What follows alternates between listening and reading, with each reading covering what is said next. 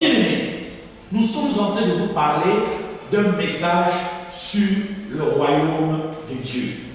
Et le sous-thème ce matin, c'est annoncer le royaume de Dieu. Comment devons-nous annoncer le royaume de Dieu? Dans une époque qui venait d'être décrite justement ici, là, dans le texte que nous avons lu dans Luc chapitre 17, versets 20 à 37. Nous allons continuer toujours d'annoncer ce royaume-là, peuple de Dieu. Amen. Rien ne va nous empêcher d'apporter l'enseignement dont a besoin n'importe qui. Parce que justement aujourd'hui, si quelqu'un écoute ce message et qu'il est interpellé par le Saint-Esprit, il a la possibilité d'entrer en contact avec nous et de pouvoir continuer à être enseigné comme il faut. Parce que nous savons certainement que si les gens n'ont plus goût à aller dans les églises, c'est parce qu'on a transformé les églises comme un lieu de rendez-vous mondain. Amen. On a transformé les églises comme une association à caractère humain et à but lucratif. Amen. Dans lequel les serviteurs de Dieu s'enrichissent tous les jours, appauvrissant le pauvre peuple de Dieu. Amen. Par des lois immondes. La loi de la dîme, qui n'a pas son importance, parce qu'elle est mal comprise et mal appliquée. Dans la Nouvelle Alliance, on parle de salaire aux apôtres. Il y a encore d'autres lois. Trop d'ajouts. Trop de retraits. On ajoute toutes choses sur la Bible. Et on retire tout ce qui fait la force de la Bible. Amen. On prépare des simulations, des connivences, des mises en scène pour attirer les profanes, remplir les églises. Et les hommes et les femmes qui ont des sérieux problèmes, qui veulent être secourus par Dieu, lorsqu'ils y arrivent, ils ne trouvent pas le secours de Dieu. Ils trouvent une ambiance humaine. Ils trouvent des relations humaines. Lesquelles relations humaines, au bout du fil, sont pernicieuses, désastreuses. C'est comme une aventure humaine de quelqu'un qui marche dans Paris, qui rencontre quelqu'un qu'il ne connaît pas et qui, au bout du rouleau, l'étrangle, ou l'empoisonne, ou le tue par son arme. Cette aventure-là devient désagréable. Et aujourd'hui, dans la ville de Paris, le contact humain devient une affaire de solitude humaine. Les gens ne se parlent plus, ne se côtoient plus, parce que l'homme est méchant. Amen. Pourquoi l'homme est-il méchant? Parce que le moteur de la vie de cet homme, la puce humaine, le carburant qui fait marcher la vie de l'homme, c'est le mal. L'impiété, l'impudicité, l'impureté, la profanation, le désagrément, le désagréable, l'amour du monde, le péché, le mal, le malin, les esprits malins, l'esprit impie de l'homme, la sorcellerie, la magie, l'ivrognerie, l'excès de table, les divisions, les sectes, l'ignominie, les querelles, l'adultère, être ennemi des gens de bien, l'irréligiosité, aimant le plaisir plus que Dieu, abandonnant la recherche de la parole, abandonnant la recherche de la justice de Dieu, recherchant les biens terrestres, alors que la Bible nous dit ce que nous devons rechercher est en Christ dans les lieux célestes, c'est-à-dire dans le domaine de la pratique de la justice, de la pratique du royaume de Dieu. Mais qu'est-ce que le royaume de Dieu? C'est le règne de Christ dans la vie d'un être humain. C'est cela que l'on appelle le royaume spirituel de Dieu. avant que ne soit manifesté le royaume terrestre de Christ. Quand Christ reviendra régner ici-bas et qu'il aura sa demeure dans le temple de Jérusalem, dont parle Ézéchiel chapitre 40 jusqu'à 48, là où régnera le prince de la vie, entouré de la grande foule des nations des parfaits, entouré et étant servi par les 144 000 juifs. Ce royaume-là, cette gloire-là, c'est de cela que nous allons vous parler, peuple de Dieu. Vous êtes abusés par des serviteurs de Dieu. Et aujourd'hui, il y a même la prolifération de servantes, des femmes qui prêchent. Alors que la Bible dit que cela ne doit pas se passer ainsi. Comment voulez-vous qu'il y ait la puissance de Dieu alors que les femmes ont autorité sur les hommes? L'autorité que seul le Christ devait avoir sur son Église. L'autorité qu'il n'a léguée qu'à un être humain mâle. Comment pouvez-vous accepter autant d'ajouts, autant de retraits sur la parole de Dieu? Comment pouvez-vous tolérer que le diable prenne la marche du monde et l'imprime dans un peuple de Dieu, dans l'Église? Comment pouvez-vous tolérer que lorsque la mondanité fait de telle sorte que, instigée, instrumentalisée par les associations, les organisations onusiennes, de la recherche entre l'égalité qui, pour le monde, doit se manifester entre l'homme et la femme. Vous prenez ce qu'il y a du monde et vous voulez l'établir dans le peuple de Dieu, dans l'église du Dieu vivant. Pour dire, vous savez, il y a plusieurs raisons qui fassent que la femme peut prêcher, que la femme peut diriger une église. Parce que l'Esprit Saint est descendu le jour de la Pentecôte sur les hommes aussi bien que sur les femmes. Mais qui vous a dit que l'Esprit Saint ne descend pas sur les femmes? Qui vous a dit que la femme n'a pas une place honorable dans l'Église, dans le peuple de Dieu? Qui vous dit que la femme est lésée dans l'Église du Dieu vivant? Qui vous dit que la femme est un instrument dans l'Église du Dieu vivant?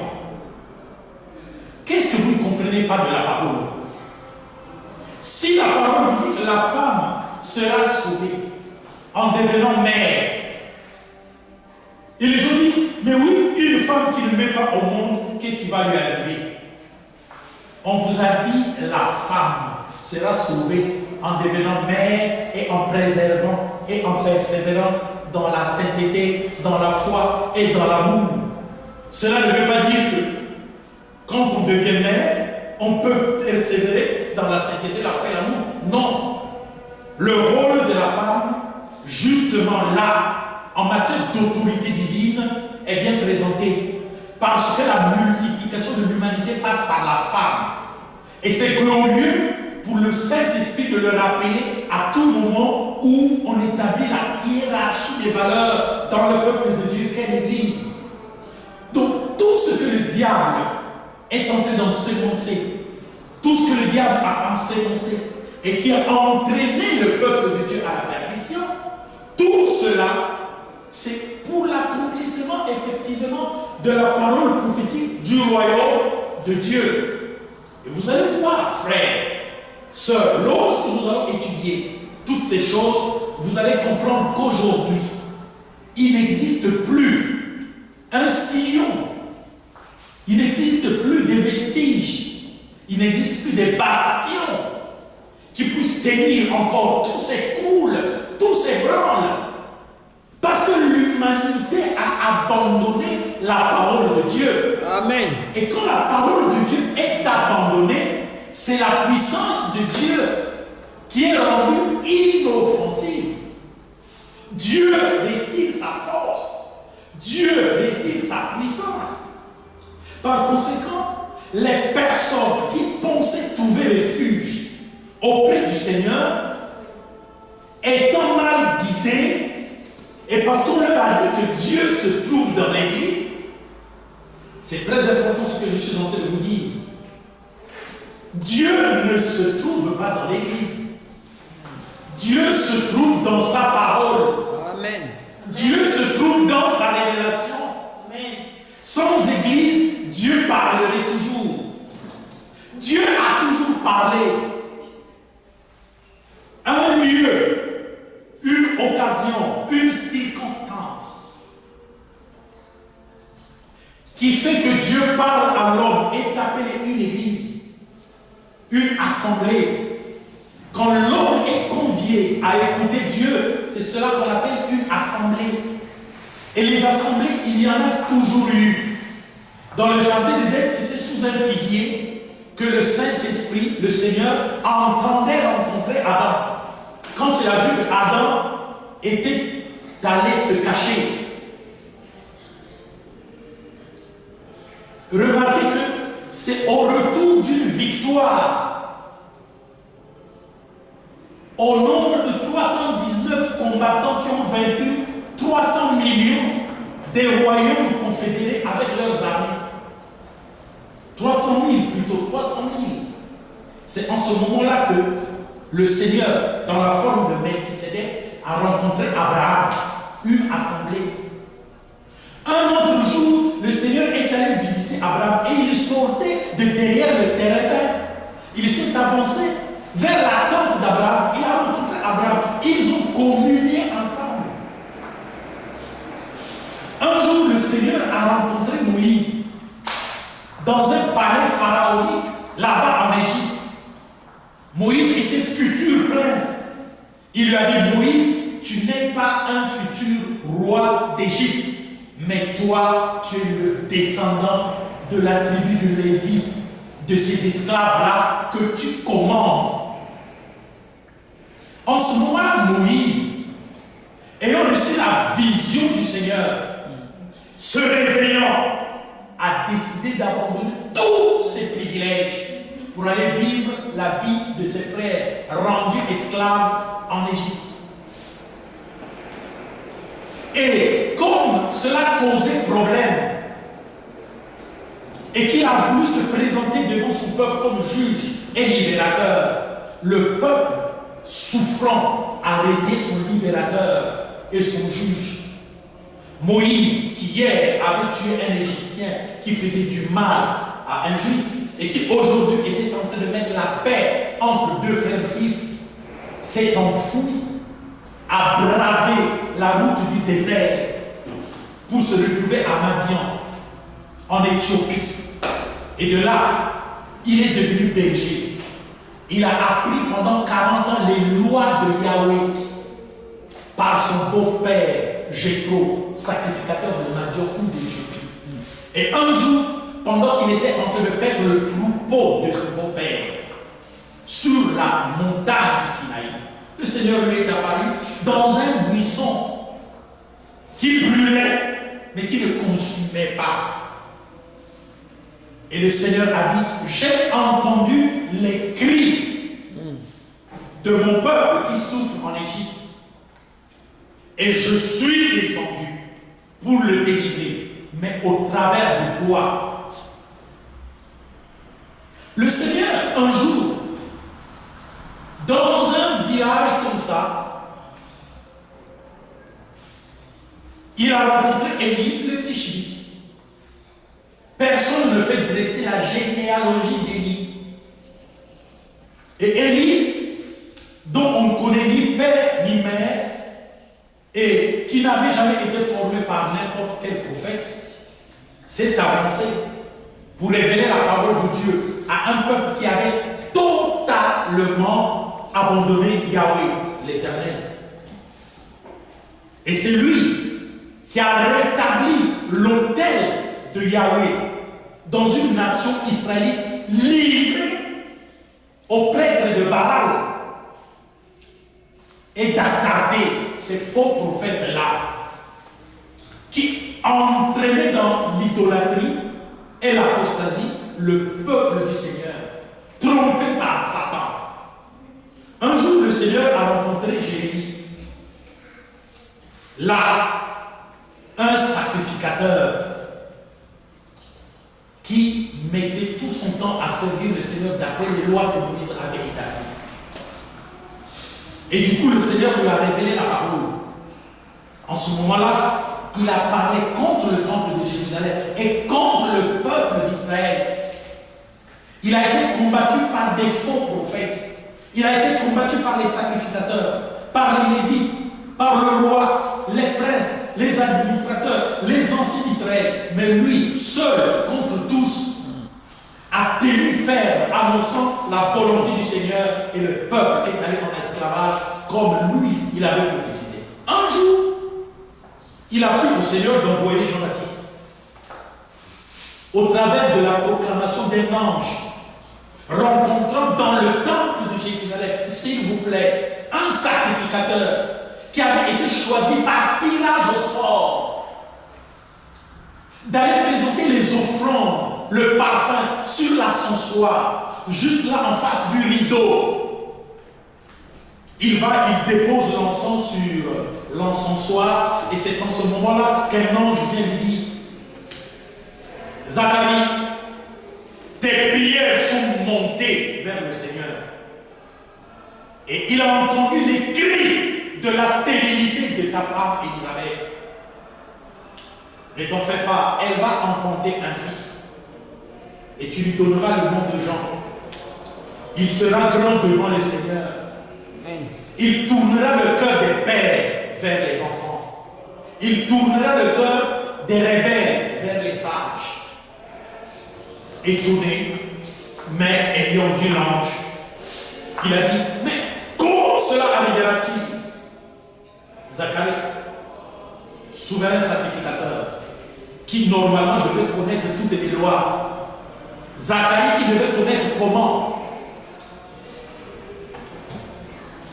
Sarah la stérile a enfanté, Zacharie qui devait connaître comment Anne la stérile, qui chaque année montait à Silo, présentait des actions de grâce à Dieu selon la coutume israélite, selon le principe du sacerdoce. Comment elle montait, elle repartait sans que Dieu ne la visite. Et comment durant toute une année, la pauvre Anne était mortifiée à mort par Pénina, sa rivale, qui elle avait 10 enfants. Elle pouvait encore dire: l'an prochain, j'irai rendre des actions de grâce à Dieu.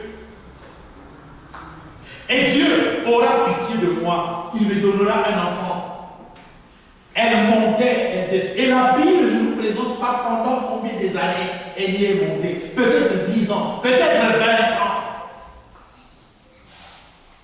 C'est ce qu'on est en train d'habituer les gens aujourd'hui. On a fait de l'église un lieu de réjouissance, un lieu de bruit, avec des chants, des musiciens, inspirés par la musique mondaine, par les symboles du monde, par tout ce que les musiciens profanes font, comme conduite, comme comportement, comme habillement, comme rémunération, comme fanfaronnade. Tout ce que la musique mondaine fait est venu dans le peuple de Dieu, et les gens prétendent dire: nous sommes en train de récupérer la musique que le monde a pris. Comment des prédicateurs peuvent-ils être dans la joie de prendre ce qui est au monde et dire: nous le rétablissons dans l'église? Parce que la musique a commencé au ciel. Qui vous a dit que la musique a commencé au ciel? Quel est le texte de la Bible qui vous dit que la musique a commencé au ciel? Christ se plaît-il des louanges?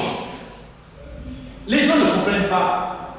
Quand la Bible ouvre une petite fenêtre sur le ciel, vous présente une activité ponctuelle pour laquelle les anges sont en train de glorifier le Seigneur, de le louer, à cause de ce que le Seigneur a fait sur la terre. Amen.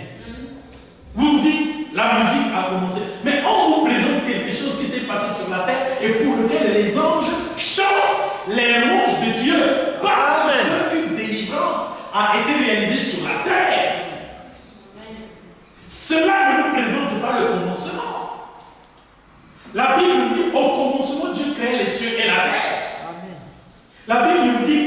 commencement, Dieu crée le ciel et la terre, et il y a eu la musique là, et puis l'humanité est venue après sur la terre. Non! Toutes les séquences célestes que la Bible nous présente, là où les anges sont en train de louer, chanter les gloires et les louanges du Seigneur, cela est par rapport avec une réalisation rédemptrice terrestre. Dieu a fait quelque chose dans son humanité ici-bas. C'est pourquoi, lorsque vous prenez la parole de Dieu, vous allez vous rendre compte que le peuple du Seigneur n'a pas été un peuple mélangé à la joie humaine. Mais le peuple du Seigneur est un peuple pieux. Et 2 Timothée chapitre 3, 12 déclare: celui qui veut vivre pieusement en Jésus sera persécuté. Dès que vous prenez la Bible, ouvrez-la au chapitre 4, vous allez remarquer que dans la descendance caïnique, il y avait déjà le joueur de harpe.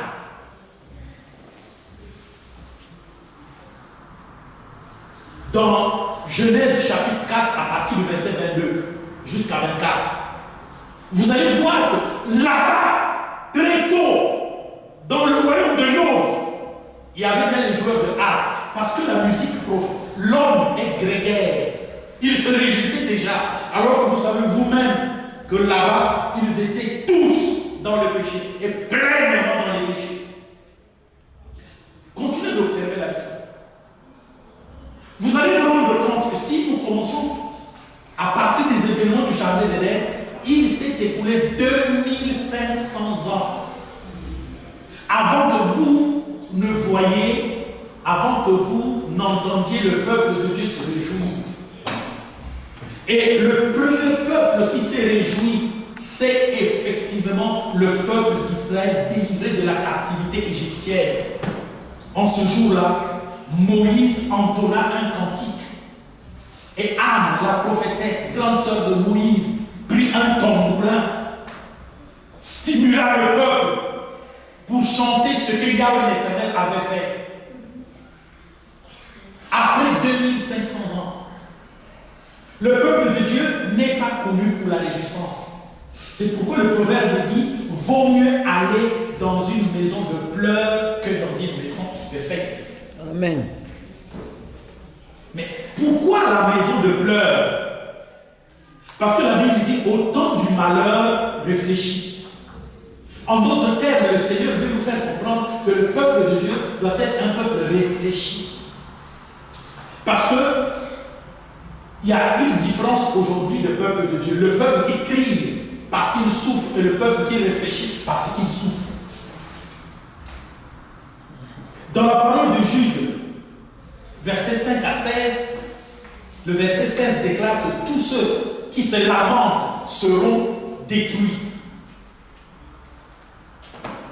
La Bible dit: quelqu'un souffre-t-il qu'il prie?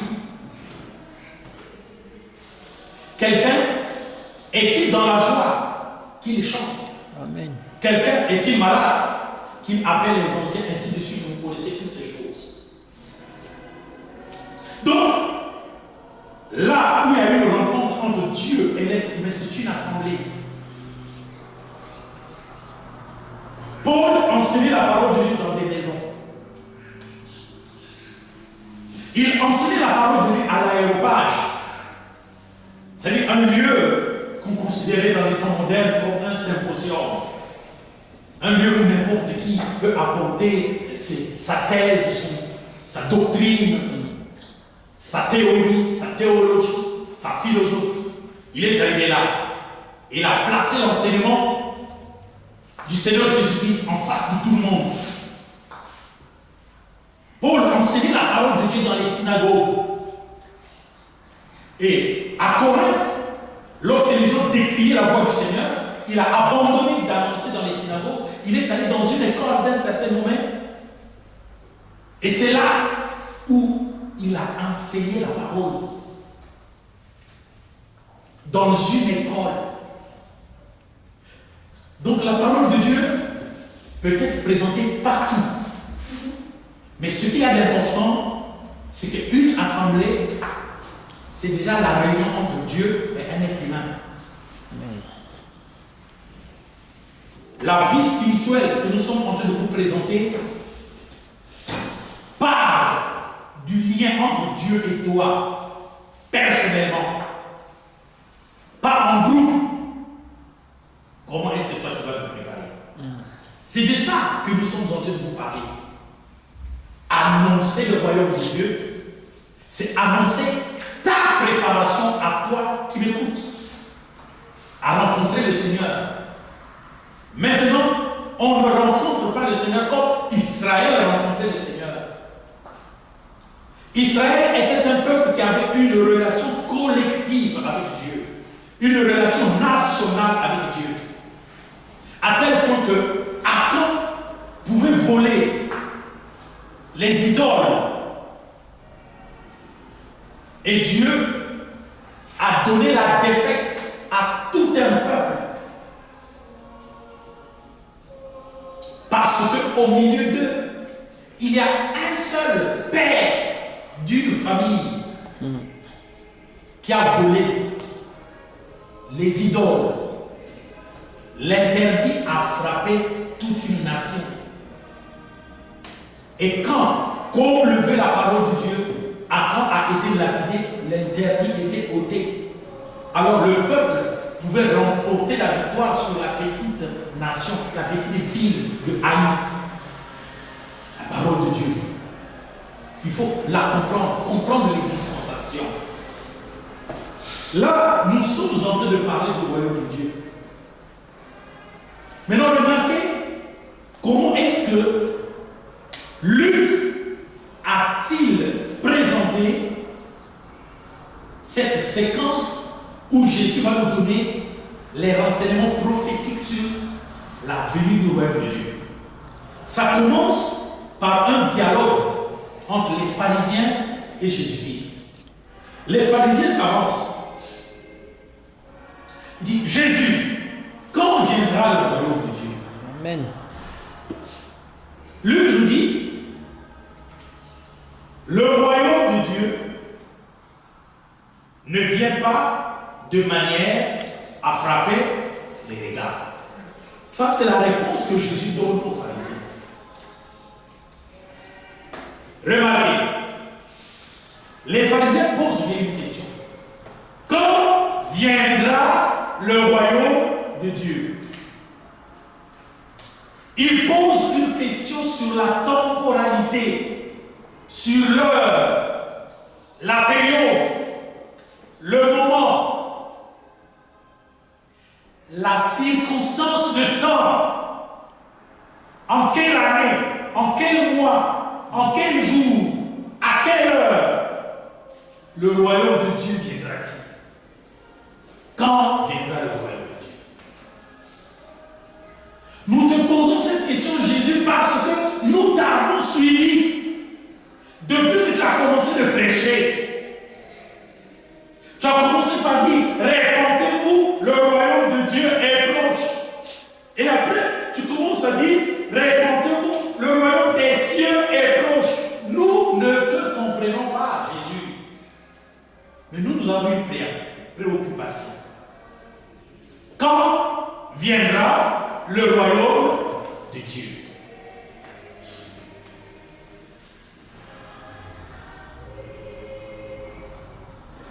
Jésus leur répond, le royaume de Dieu ne vient pas de manière à frapper les regards. On lui dit, quand viendra le royaume de Dieu? Il leur présente l'aspect du royaume de Dieu. Je ne sais pas si vous comprenez. Amen. L'aspect, c'est-à-dire que le royaume de Dieu ne vient pas de manière à frapper les yeux. Donc comment on le voit? On lui pose la question, quand il vient? Lui il dit non. Le royaume de Dieu, on le verra pas comme ça. Il ne frappera pas les regards. Comme s'il ne comprend pas la question, mais il la comprend. Il comprend bien la question. Le problème, c'est qu'il comprend même mieux la question. Et l'autre problème, c'est que lui, il s'en fout des pharisiens. Il va leur répondre, pas à eux, mais à nous, au travers d'eux. Et